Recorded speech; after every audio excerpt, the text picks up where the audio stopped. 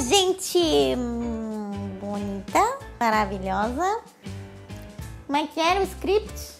Ai, meu Deus. Eu sou o Cara de Bigode e seja bem-vindo ao Pandinando.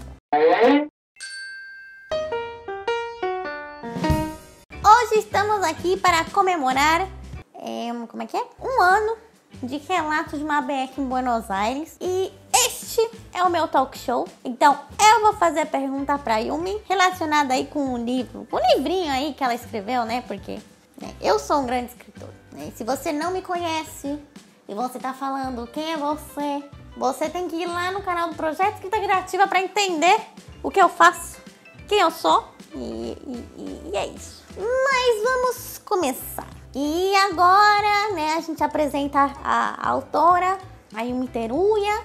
Primeira pergunta: como você teve a ideia de escrever relatos? Oi, gente, tudo bem com vocês? Né? Vocês viram aqui que o canal foi invadido pelo Cara de Bigode, coisa que me preocupa um pouco.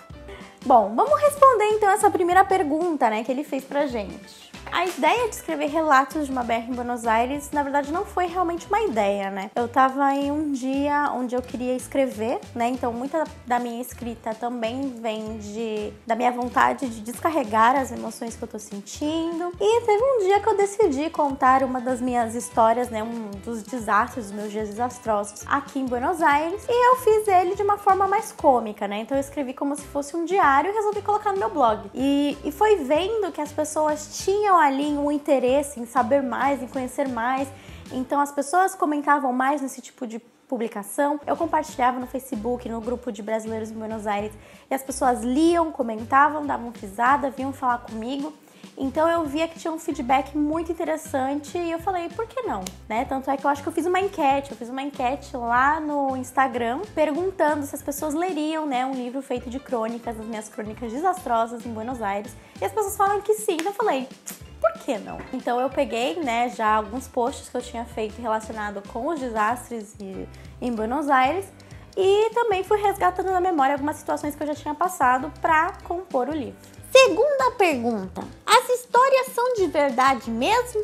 Ou foi você que inventou? As histórias, elas são de verdade, então são acontecimentos, né? Coisas que aconteceram comigo. Só que é o que eu sempre falo, né? Foi uma adaptação dessas situações, né? Porque existem diferentes maneiras de você escrever a mesma situação, né? Diferentes olhares e também diferentes maneiras de narrar a mesma coisa, né? Então eu procurei aí narrar de uma maneira mais cômica, numa narrativa que tinha aí um formato de crônica, pra ser algo pra ser publicado realmente num livro. Tudo aconteceu mesmo. Às vezes eu olho pra trás e falo, meu Deus do céu. E tem coisas, né, que às vezes a gente não conta tudo, né? Quando a gente conta um desastre pros amigos, a gente às vezes não conta alguns detalhes, né? Então também tem coisas aí que eu não contei tudo assim, realmente, né? Tipo, porque era meio pesado, ou então era meio sem noção, ou vocês não precisavam saber alguns detalhes. Então eu tirei, então eu coloquei só as coisas principais, né? Porque eu não vou contar também todo o meu dia, né? Tipo, hoje eu levantei e eu fiz isso e eu fiz aquilo, né? Então é exatamente aquele mesmo princípio, né? Que você não vê, tipo, em muitos livros o personagem indo pro banheiro, porque não é algo necessário. Então eu fiz também esse filtro ali nas crônicas.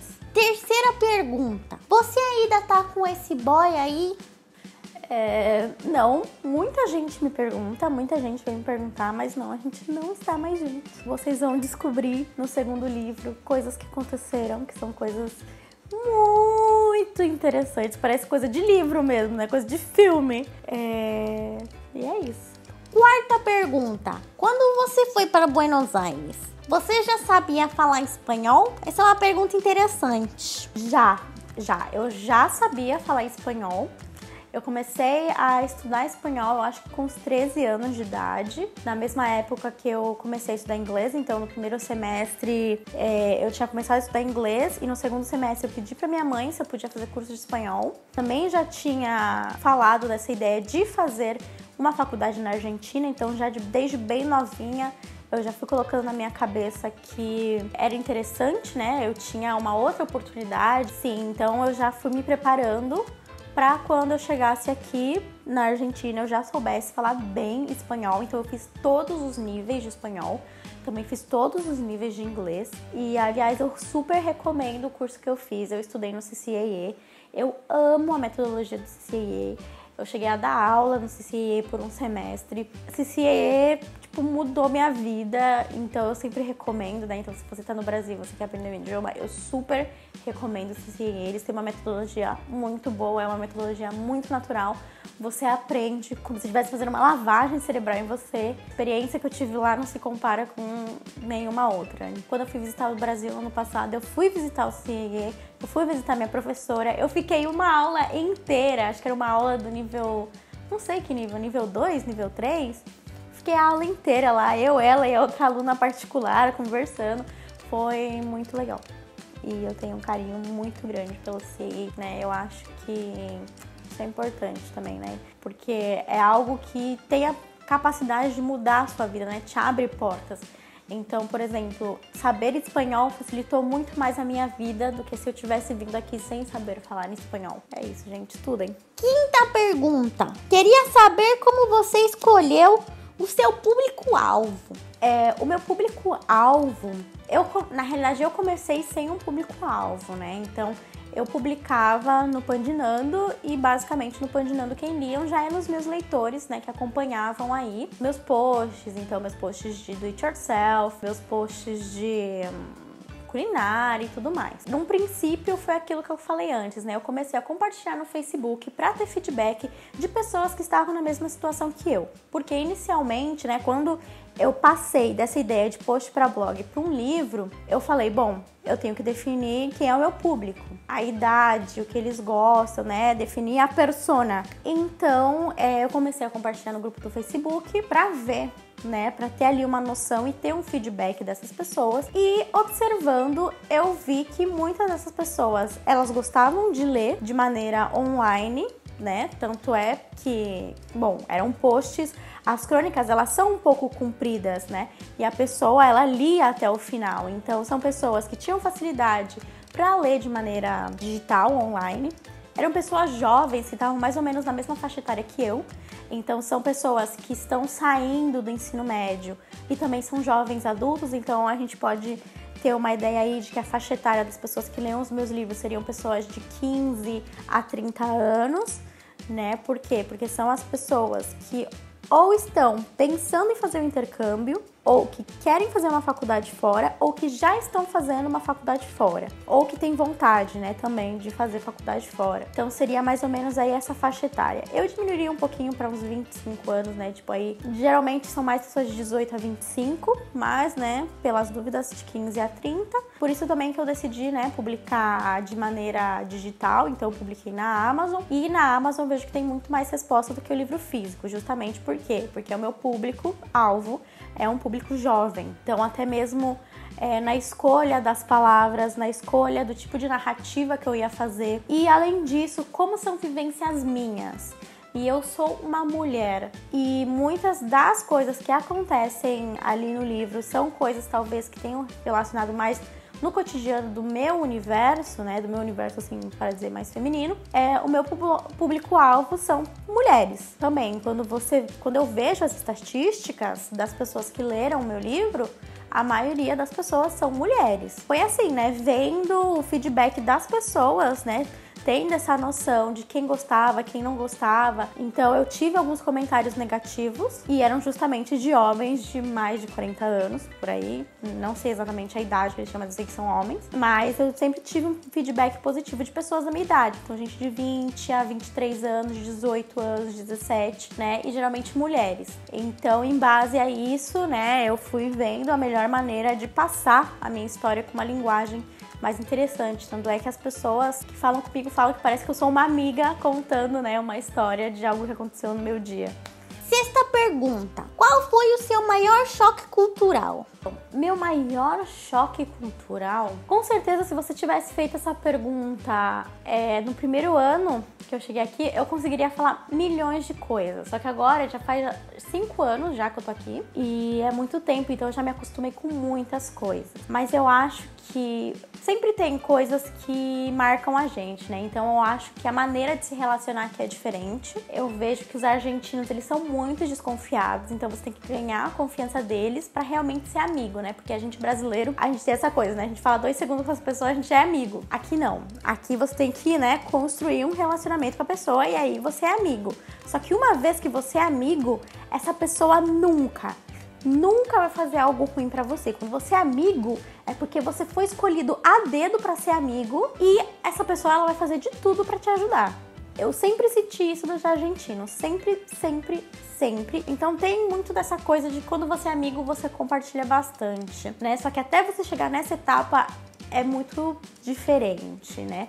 Outra coisa também que eu acho que foi um choque cultural, talvez a comida, né? Então quando eu cheguei aqui eu tive alguns problemas com a comida, né? Porque na Argentina não é comum, por exemplo, comer feijão e arroz sempre. Você come, não sei, uma salada com uma milanesa, você come muita batata. Então purê de batata sempre, nhoque. Então você tem muita pizza, você tem muita massa, muita empanada, muita milanesa. São coisas assim, tem muita fritura. E eu sou uma pessoa que eu não como muita fritura, então eu gosto de um bom arroz com feijão e um bife, ou então, sei lá. E aqui eu via sempre essa coisa da milanesa. Eu falava, gente, chega. E eu passei a comer milanesa de forno, né? Então, sem ser frita, porque eu já tava com um monte de problema de saúde, tava com gastrite, de tanta coisa oleosa que eu comia, né, de tanta fritura e também de estresse, eu tava com gastrite. Aqui as frutas, elas não são gostosas, né, porque geralmente elas vêm de fora e quando elas vêm de fora, elas vêm verde, tem que madurar fora do pé. Então, quando uma fruta, ela madura fora do pé, ela não chega no potencial dela, sabe? Você não tem, por exemplo, uma manga docinha, você não tem um abacaxi gostoso, você não tem uma uva bem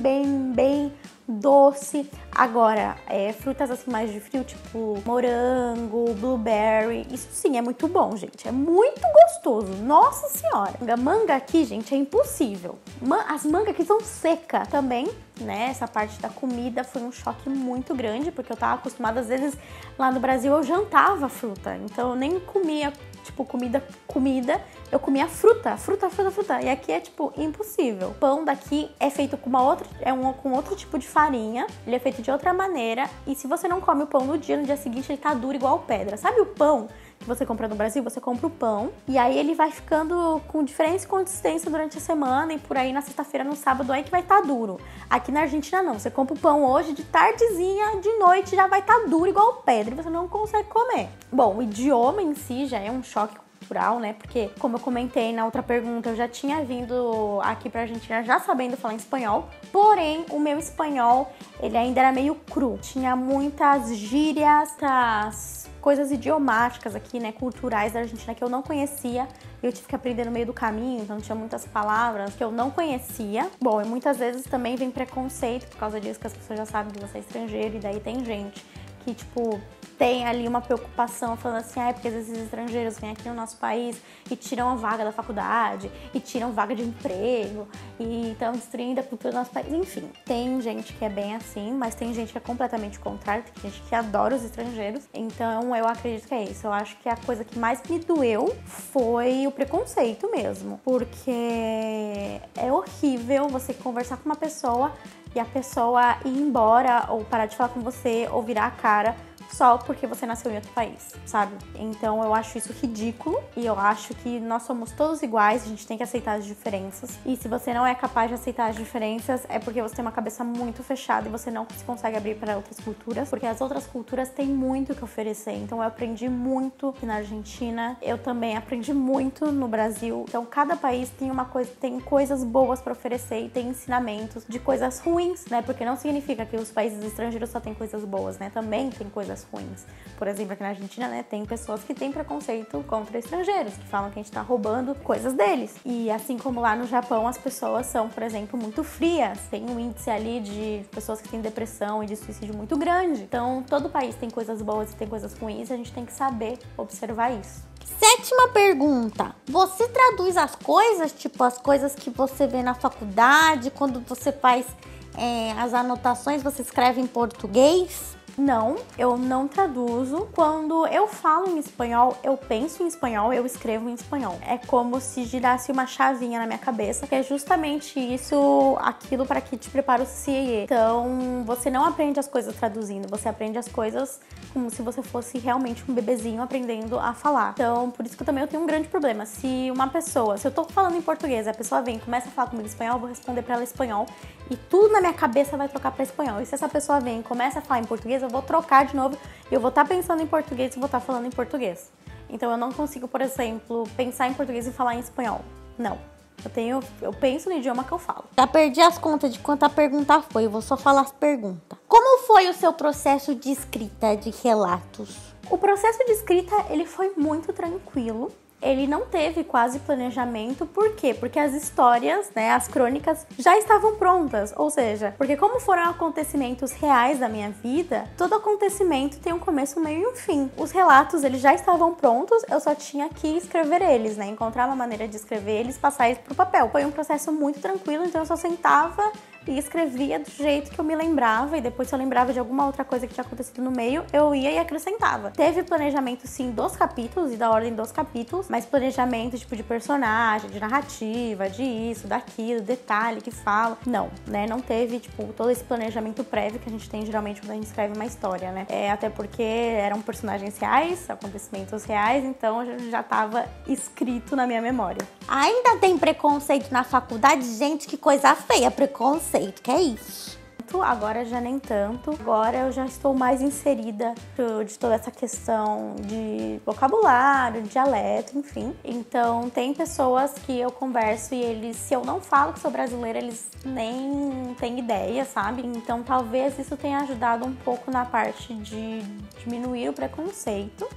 Depois daquela vez, daquelas meninas que ficaram meio assim, que eu me lembre, não senti preconceito. O que sim eu senti preconceito foi com o fato de que eu tenho descendência asiática, né? Então aqui na Argentina, diferente do Brasil, teve bastante migração chinesa. Tanto é que aqui os asiáticos, todos os asiáticos eles chamam de chino, e no Brasil a gente sabe que chamam os asiáticos de japa, sendo que é uma generalização racial.